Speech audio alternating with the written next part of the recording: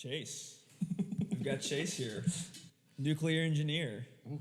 How are you doing? I'm doing well. How are you guys? We're doing good. Yeah. Great, yeah. All right.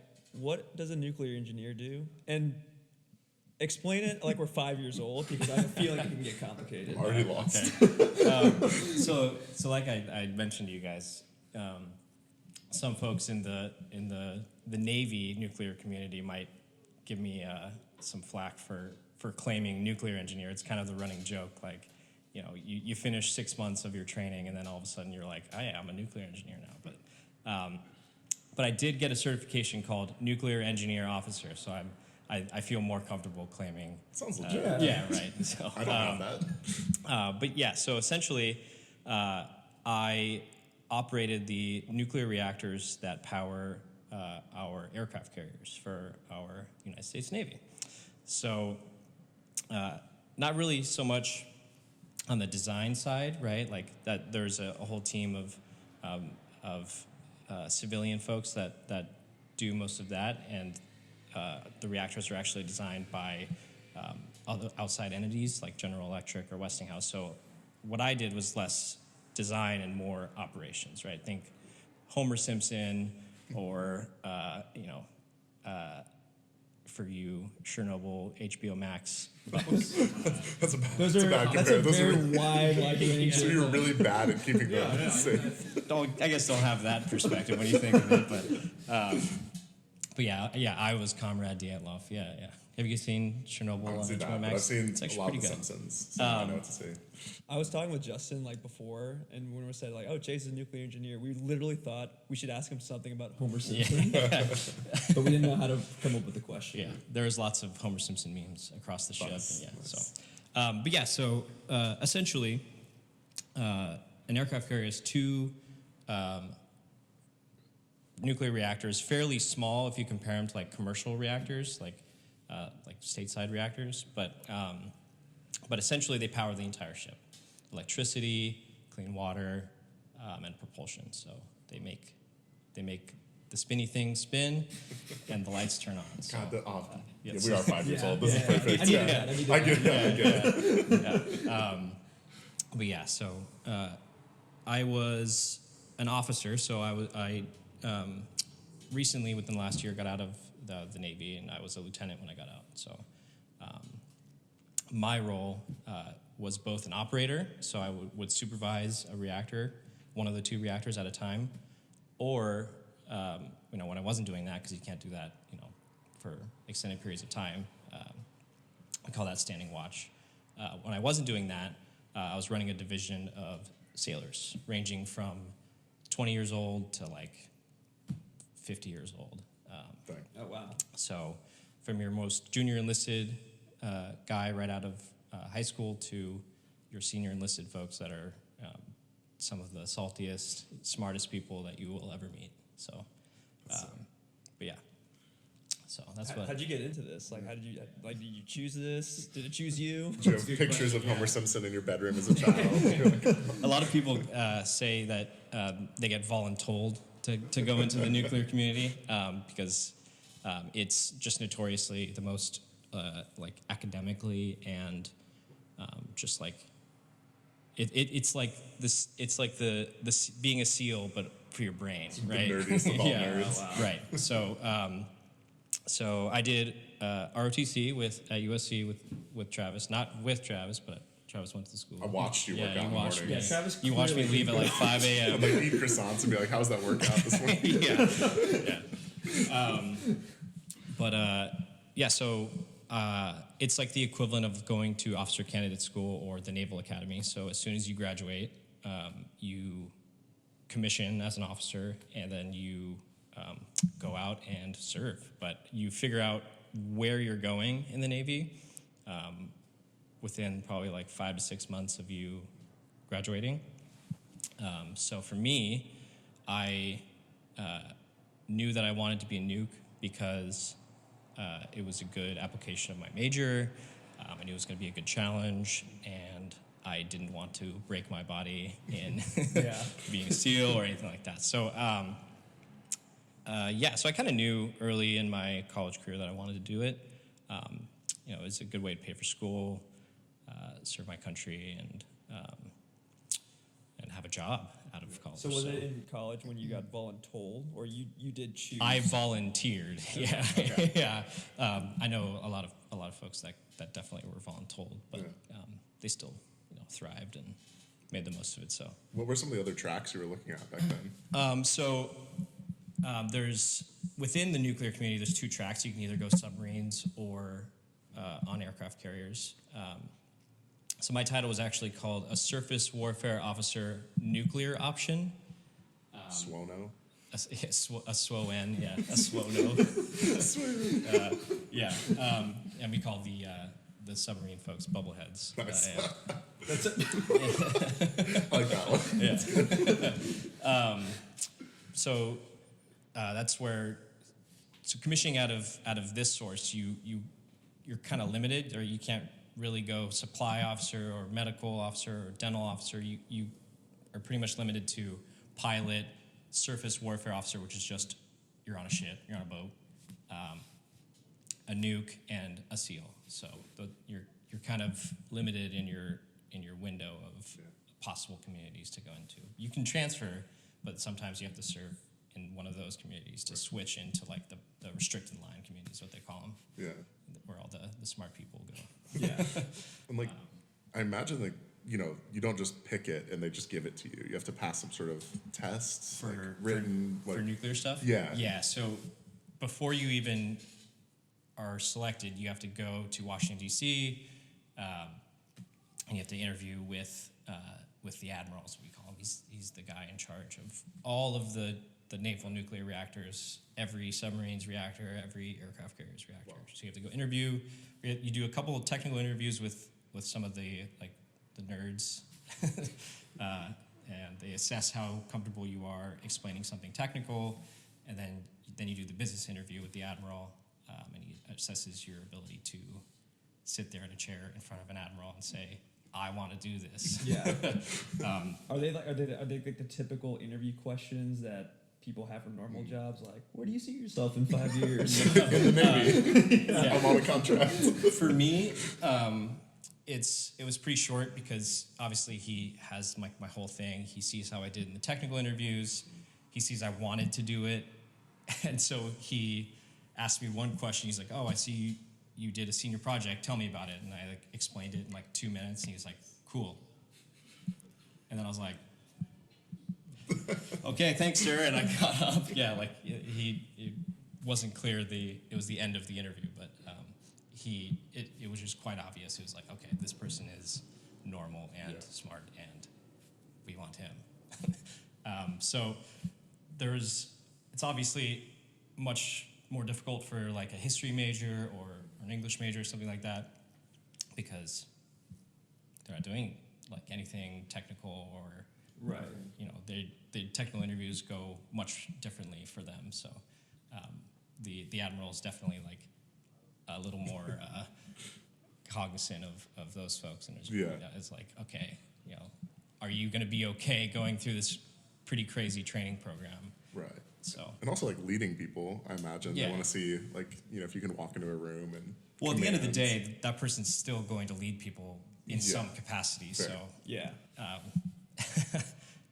It's just a matter of whether they're able to lead other nerds. the technical instruction. Yeah. What does the actual training look like once you've got into the program? Sure. So if you're a submarine, if you go into submarines, you're a bubblehead, you immediately go to South Carolina for 6 months, where you call it Naval Nuclear Power School.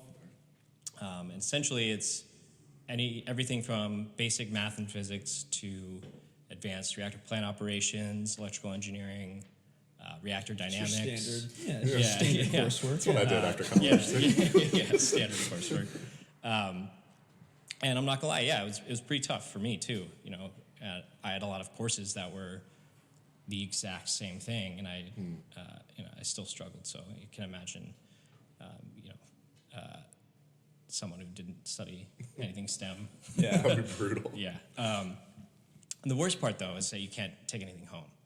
You have to, because everything's secret or confidential or So you have to study like on the campus. to go into campus, Oh wow. so for a submarine person, they would have to go to there first, and then they go to something called prototype, which is essentially a real reactor, a shore-based reactor that powers nothing, and they essentially train us on how to communicate, how to be comfortable under pressure, standing watch,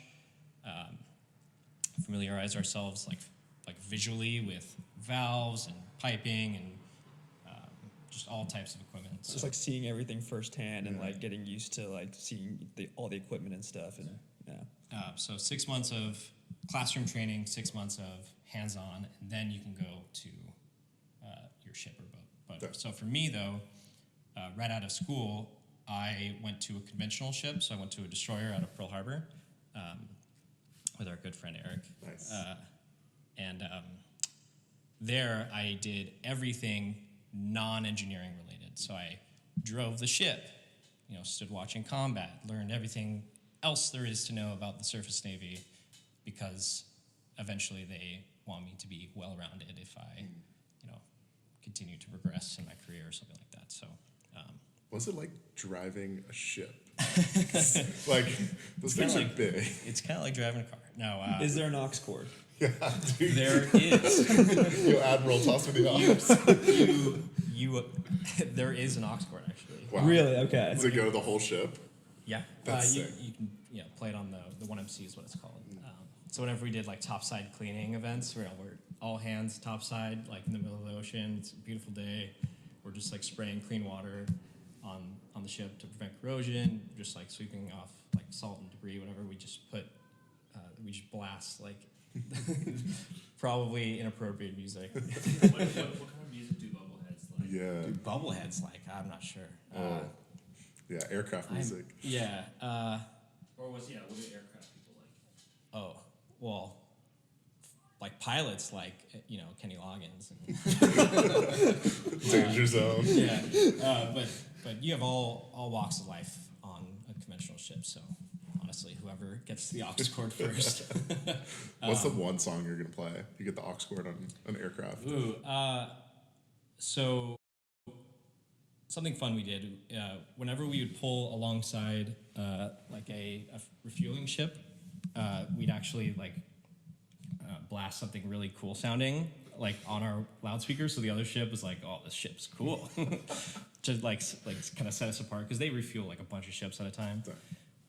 I played like, what did I play? I played Gasolina because I thought that was funny because we were getting gas. Just like $100 million ship floating playing Castlevania. Everyone's outside. Yeah, it's pretty funny.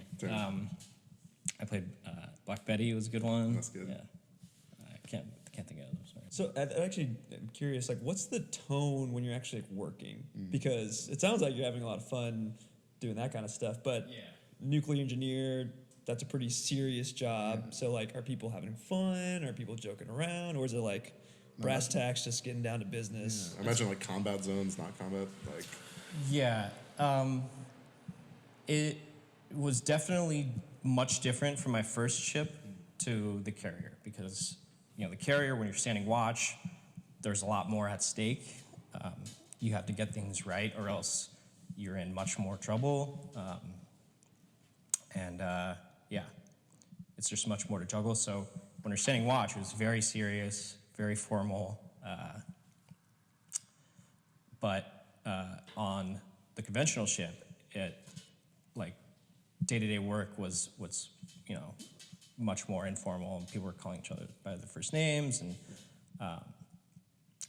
so when there's less at stake, it definitely feels more informal. So And like, how many people are on a destroyer versus like an aircraft carrier? Like, how many like in your work? If you think about a workplace, right? Yeah. Like, what's the size of those? So the conventional ship is about 300 total, with about 20 to 30 officers.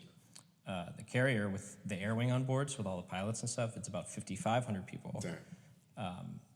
With about, I think, like 300 of those being officers. Wow. So if you're standing watch and like driving one of those, that's big. it's a big Yeah. deal.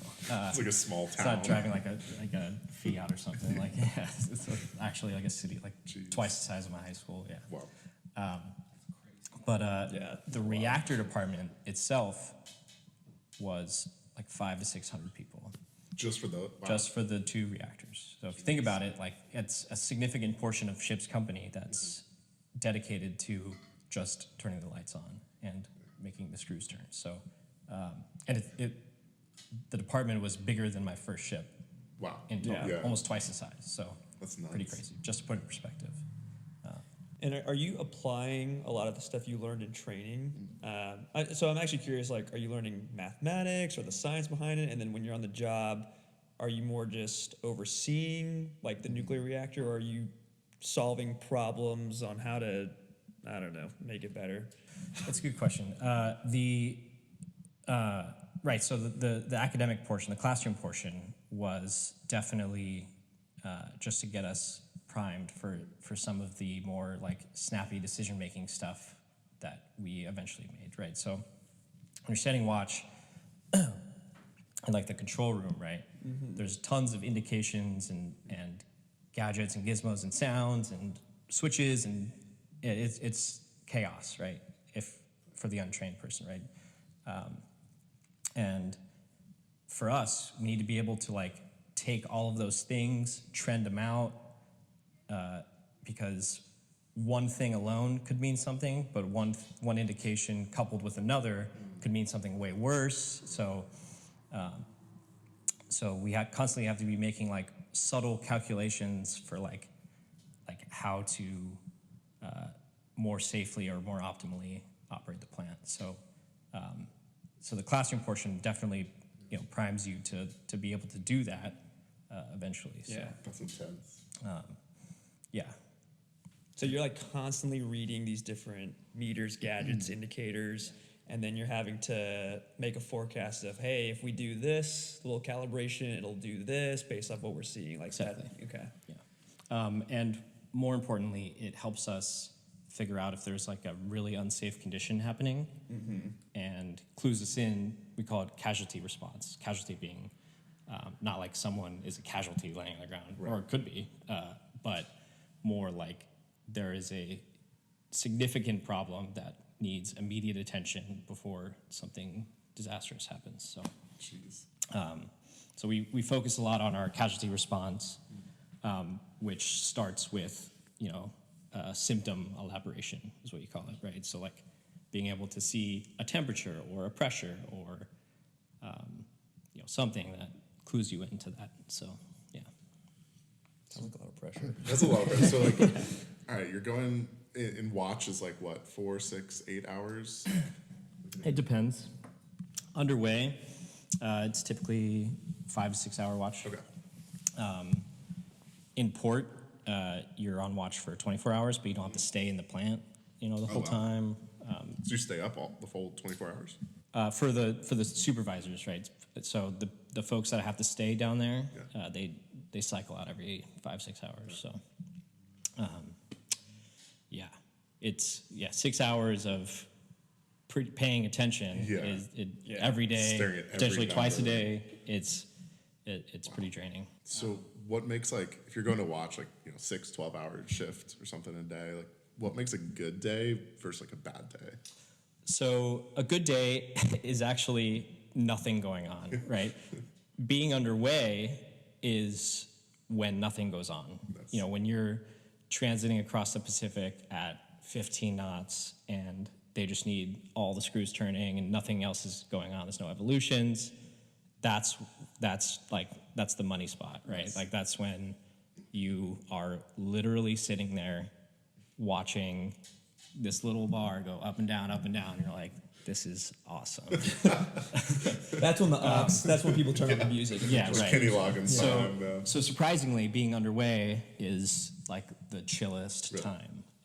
The worst time is when you're in port and you're doing maintenance on the ship, because that's when you're like pushing things to their absolute limits, and like there's just many more factors and so many, because they're infrequent operations. So you're draining tanks and like doing crazy stuff with the reactor. Like it's kind of scary, to be honest. So that's the worst. We were in dry dock the first few months that I was on board, and I was standing watch when we were like recertifying the reactor to be a reactor. Oh my God.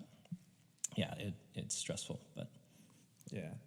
Does your training, does it help you make difficult decisions? Like, is there a scenario you know what to do? Or are there times when it's kind of open-ended and you have to make a snappy decision on the spot? There's no necessarily right or wrong clear answer. So our program trains us to be the most conservative as possible, just because of how much is at stake. The things they don't want are primary coolant or the potentially radioactive water leaving where it's supposed to be, and potentially contaminating the outside of the ship, and that's the worst case scenario. So we are trained to operate quite conservatively. So if there is a gray area where we don't know exactly what's going on, and we don't have time to like make a call and ask the question, then to take the most conservative action possible, which is usually called scramming the reactor, right? In Chernobyl, or in the HBO show, it's called AZ5 is the button. It's essentially all the control rods go down really fast and shut down the reactor.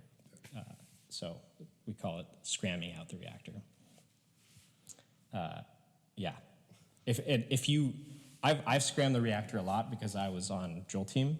So what we do is we would implement really unsafe conditions or simulate unsafe conditions, and then the watch team would scram out the reactor, and then we would assess their ability to get it back online pretty quick. So, but yeah, so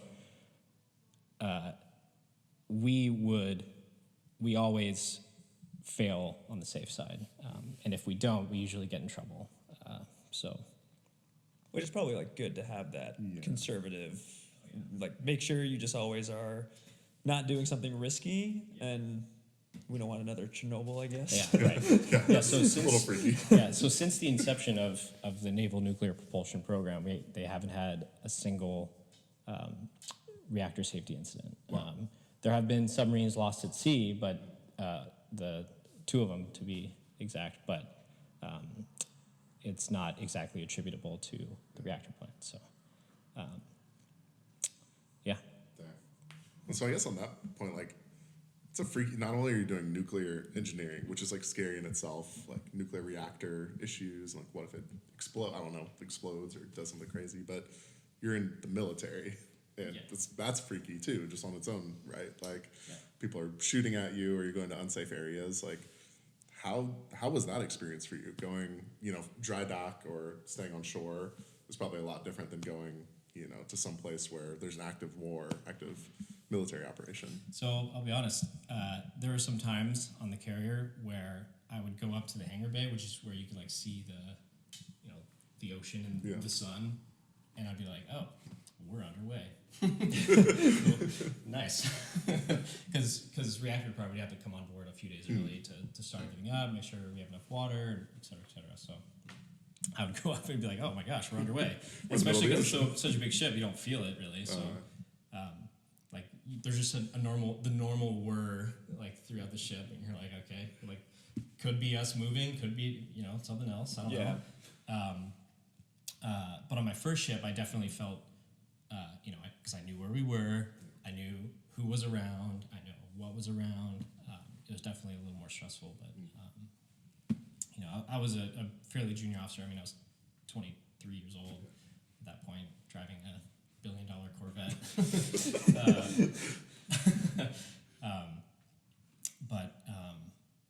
I mean, yeah, it in both cases though, it definitely teaches you a lot on how to handle acute stress, and teaches you a lot about yourself and like how you sound and how comfortable you can be in those situations. When I hear about like jobs like this, and I think about my job and what pressure is, I'm like, this is nothing. My PowerPoint wasn't formatted. Yeah. I know, yeah. Oh, I got yelled at. It's definitely made me, appreciate the important things and, and kind of like, I don't want to say I'm like too chill now. Like I do find myself, seeing something that I probably, what am I trying to say? I'm like things stress you out. yeah, like normal, like stuff doesn't stress me out as much as it did. I was on a big aircraft. Like, Yeah, this is-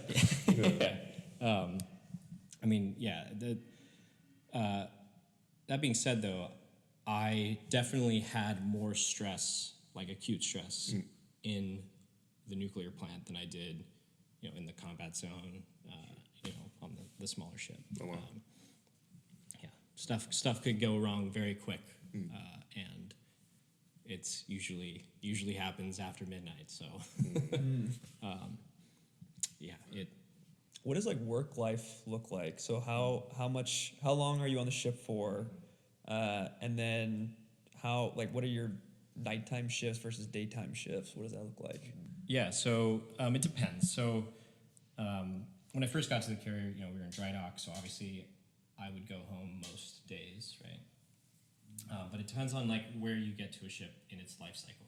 It could be coming out of the dry dock and then getting ready to go on deployment, which usually involves a bunch of smaller underways to recertify your combat systems, your flight deck, and the reactor, and a bunch of other stuff. So in those periods, you could be going out for a month, coming back for a couple of weeks, going out for another month, and then just to top it all off with a 7-month deployment. So that those times are difficult. But like I said, as far as operating goes, those are the kind of the chiller times. Sure. Like, Yeah. In dry dock, doing crazy stuff. That's the where you earn your stripes, I guess. So 7 months out on a boat. Yeah. A bunch of people. Not going home. Yeah. I imagine you're not a lot of like comforts. Like You download a lot of movies. And yeah. Like what do read you a lot of books. What's kind of like the best part of being on a ship like that with 5,500 people in different? It's like a town, a floating village or something. And then like, what did you miss the most when you were in the middle of the Pacific Ocean? You're like, I have 5 months left. Yeah. Well, besides the missing your family and friends, I missed food. I don't know. The food is pretty good. Yeah. But typically, if you go out into the wardroom or the mess hall and there's steak and lobster, it means that there's about to be bad news. Oh god. You're like, oh man, dang. Cool. I'm gonna eat this, but it probably means that we're gonna be underway for another couple weeks or something. It's.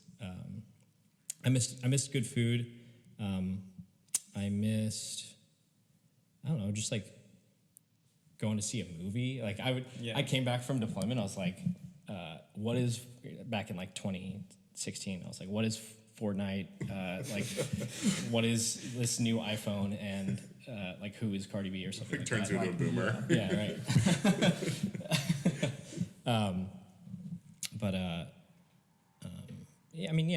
I could only email my girlfriend at the time. Yeah. Yes, it's tough, but what helps you get through it though is some of the people on board, right? Like the sailors are some of the most intelligent, MacGyver type folks that you'll ever meet. They make it pretty fun. They come up with interesting ways to pass the time. Yeah. For bubbleheads, they play a lot of cribbage. Cribbage, yeah. really? Wow. That doesn't sound like that much fun. Yeah, no. You're just underwater. They have a blast. This is the best game ever. Yeah. Are they you say bubbleheads? Are they just deemed as weird people? Oh yeah. Okay. Yeah. Oh yeah. They're they sound like mole people. Yeah. No, I have a lot They of literally are. Yeah. They're a few hundred feet below the surface, at times. So yeah. Yeah, I'd go crazy. Yeah. Yeah, I feel like every once in a while, like every 9 to 12 months, I'd get like a random text from you. You'd be like, I have Wi-Fi. I'm like, here. Yeah. like I just watched 18 episodes of anime. Like, what do you think of the show from 2 years ago? I was like, wow, this is cool. That's current to me, all right? Yeah. Yeah, that was fun. Thing. Yeah. I definitely liked my experience on the carrier as far as how it challenged me and some of those guys, but my first ship was definitely I have the most sea stories from it, I guess. So Give us a good sea story. oh gosh. Tell me a sea shanty. See, this is one of those things like, no one wants to hear a sea story when you're like, like everyone always, like all the senior officers always tell sea stories, like, oh, like another one. But once you have a few of your own, like it's pretty funny. So let me think of a good one. What was your first one? My first sea story? Your first big sea story. This is a good one. I'm going to tell this one. Yes. So our good friend Eric, right? He. Oh boy. Nickname E Nasty. Yeah. So the destroyers have 2 small boats. They're called ribs, rigid hull inflatable boats. So one time I was standing watch. I was on the bridge, right? So I was driving the ship. I was helping to drive the ship.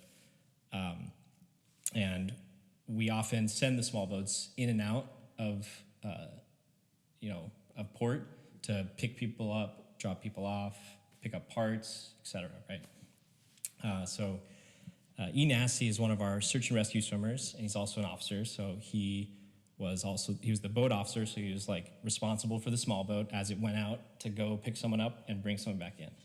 It's late at night. It's like 1 a.m. We have the Waikiki or Honolulu skyline right there. We're pretty close to shore. We can see everything. And he goes out, and then like 3 hours later, I'm like, it's been a long time. Like he probably should be back by now. And we're close enough to land that we have cell service. So I call him. I'm on the bridge wing. I'm looking at the skyline. I'm like leaning over the bridge wing, and he doesn't pick up at first. I'm like, oh God. He calls me back. I'm like, hey. He's like, dude, I'm soft aground right now. Aground meaning he has beached the boat on accident on a reef or something like that. Nice. And he had just qualified officer of the deck, meaning he had just gained the captain's trust. And I put my hand on my head. I'm like, and then the captain comes up behind me. He's like, is that Eric? Like, sir, Eric's soft aground right now. And the captain's like, no. And so the way he describes it is he got one of the paddles, had to like push the boat off of the reef, and then somehow navigate his way back to the ship. Oh my God. And came back, the like little propeller was all jacked up, the hull was all scraped. And it was close enough to land where we could like see where he ran aground, and so we'd always point to it whenever there's like a golf course nearby, and be like, hey, that's where you ran aground. Wait, there's a golf course like where, like where it right happened? next to it, yeah. So the people are like literally playing golf and see this guy. It was 1 a.m. So Oh, okay. yeah. Imagine him just being stuck in the ocean at like 1 a.m, not wanting to call for help. Yeah. In his defense, it is a pretty narrow like harbor, and it's quite easy to get yourself lost. I'm saying you never ran the boat aground, and he did. I had much less opportunities to do it than he did, but it's still a good story because Carrier just runs into the beach. Whoops. Yeah. I think when he left the ship, they gave him the little fucked up propeller. Nice. A little going away present. Yeah. That's one of my favorites. So going back to nuclear engineering, is it possible to be a nuclear engineer outside of the military? Yeah. So, I mean, there are still commercial reactors in the United States that are operate by the same technology, but just at a larger scale. But absolutely, yeah, it's definitely possible. Obviously, not the most socially popular piece of our energy industry or technology, for a myriad of reasons. But yeah, it's definitely a career path for a lot of people. And you didn't want to go down that necessarily for you.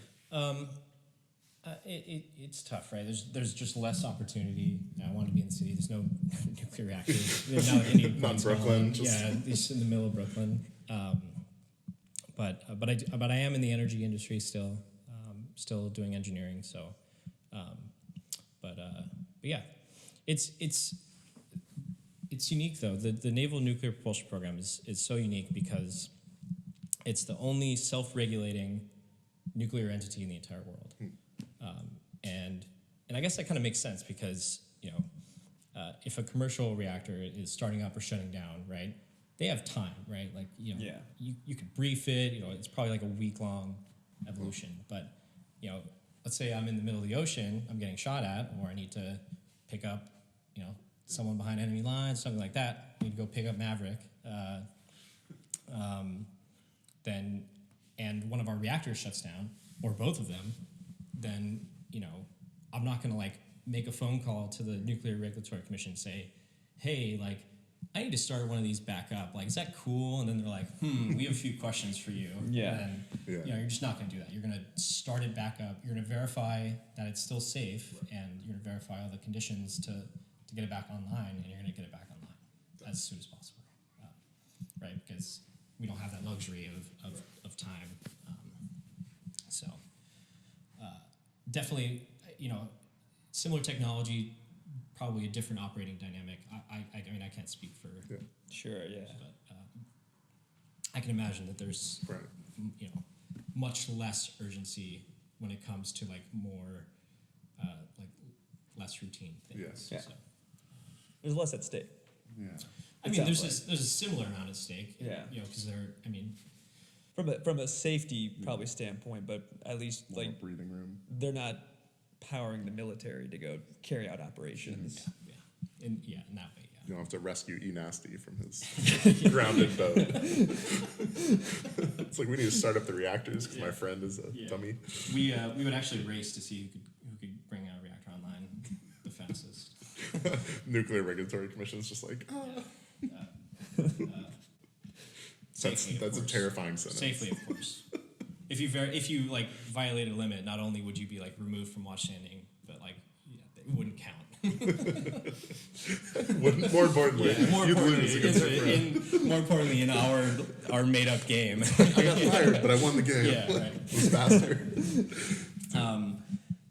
The time on board that I definitely had the most routine schedule was when I was on drill team. So I would like I said, I would go down to the plant, and I would flip a switch, and then I'd look at the watchstand and be like, what are you gonna do about it? Or what does this mean? Or we just stress them out, and we'd evaluate them and give them feedback on how to be better watchstanders, essentially. But we can only do that in the middle of the night, when we're not launching planes or doing something important. So I'd wake up at midnight, brief it, go down to the plant, start turning shit off, and I'd be like, this is fun. And then, be there for probably 10 hours and then go to bed.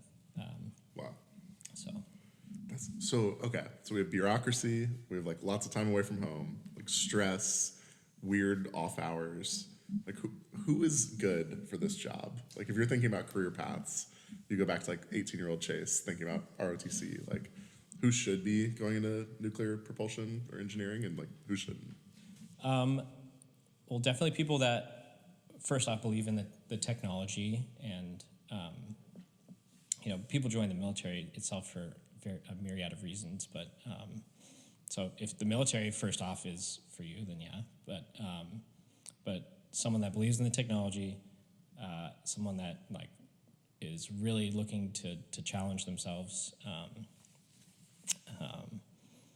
And yeah, that's probably about it. You don't need a STEM major or a technical background. So like we talked about, but do you get paid more as an officer? Yes, than some of the enlisted folks. They're the senior enlisted folks definitely. I mean, the military pay charts are on. You can Google them. Yeah. So it's not a secret, but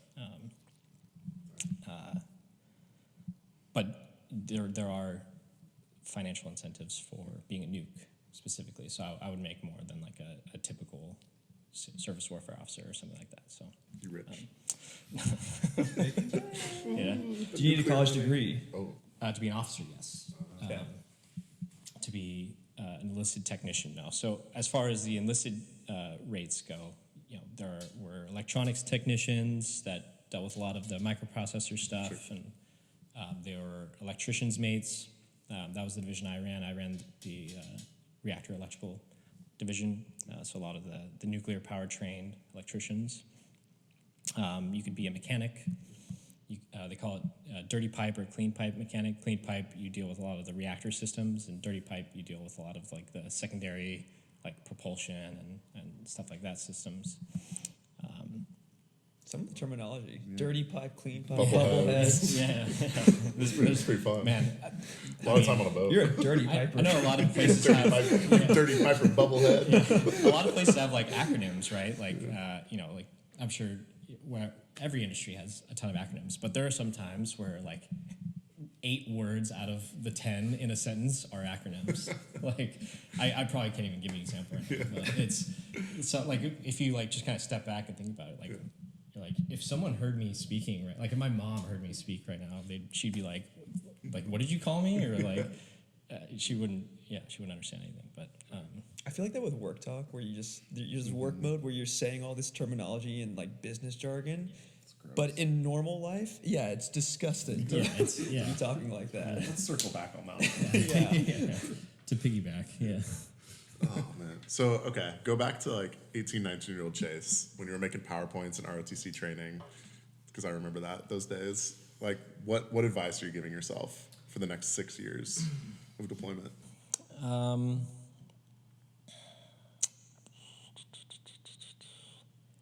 Specifically about Navy stuff. Yeah, or I mean, Just talk life about your and stuff? relationships and I mean, yeah, like try to maintain your relationships better.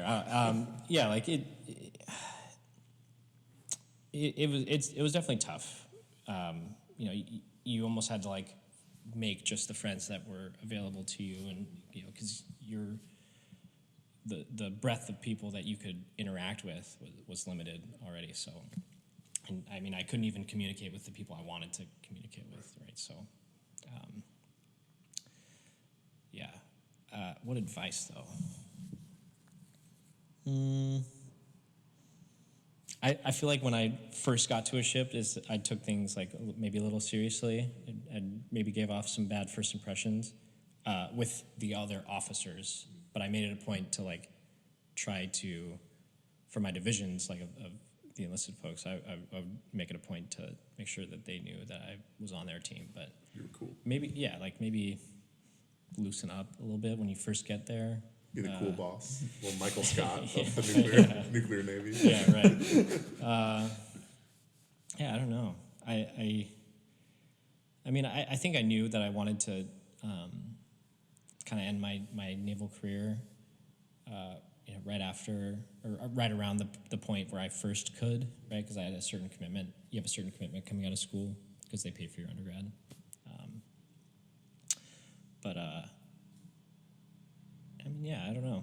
As far as career-wise, like I probably wouldn't change anything. I really enjoyed the community, and yeah, that's probably about it. I like it. Nice. Wouldn't change a thing. Yeah. Life's great. Making bank. Yeah. No. Oh, no. You're still like, I mean, if you think about it, like somebody did the calculation, and it's less than minimum wage at certain points. Obviously, you're underway 24 hours a day, right? Yeah. So, living at work. That's a new one. That's a new one.